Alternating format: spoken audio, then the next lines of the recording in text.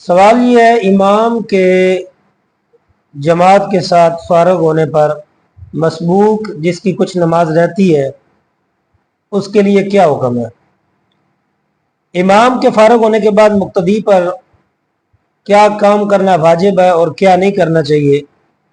اگر امام نے مقتدی کے تشہد مکمل کرنے سے پہلے سلام پھیر دیا اور مقتدی کا تشہد ابھی باقی رہتا ہے تو یاد رکھیں تشہد پڑھنا واجب ہے۔ مقتدی کو چاہیے کہ امام کے سلام پھیرنے کے باوجود وہ تشہد کو مکمل کرے اور اس کے بعد پھر امام کی مطابقت کرتے ہوئے سلام پھیر دے۔ یوں ہی اگر رکوع یا سجدے میں مقتدی کے 3 بار تسبیح کہنے سے پہلے امام نے سر اٹھا دیا تو یہاں امام کی اتباع کرے گا۔ وجہ کیا ہے؟ وجہ یہ ہے کہ تسبیحات پڑھنا سنت ہے اور سنت کا وہاں چلنا لازم نہیں ہے، لہذا امام کی اتباع لازم ہوگی، امام کے ساتھ چلے گا۔ اگر امام نے زائد سجدہ کیا یا آخری قعدہ کے بعد بھول کر کھڑا ہو گیا تو مقتدی اس کی پیروی نہ کرے گا۔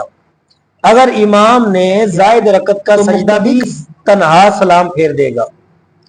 اس کی وجہ یہ ہے کہ زائد رکعت موجود نہ تھی، امام نے زائد رکعت بھول کر کھڑا ہوا تو سجدے تک مقتدی اس کا انتظار کرے گا۔ اگر امام نے زائد رکعت کا سجدہ کر لیا تو مقتدی اکیلا سلام پھیر دے گا۔ اسی طرح اگر امام آخری قعدہ سے پہلے بھول کر کھڑا ہو گیا تو مقتدی اس کا انتظار کرے۔ اگر مقتدی نے امام کے زائد رکعت کا سجدہ کرنے سے پہلے فرض نماز سلام پھیر لیا تو ہو جائے گی۔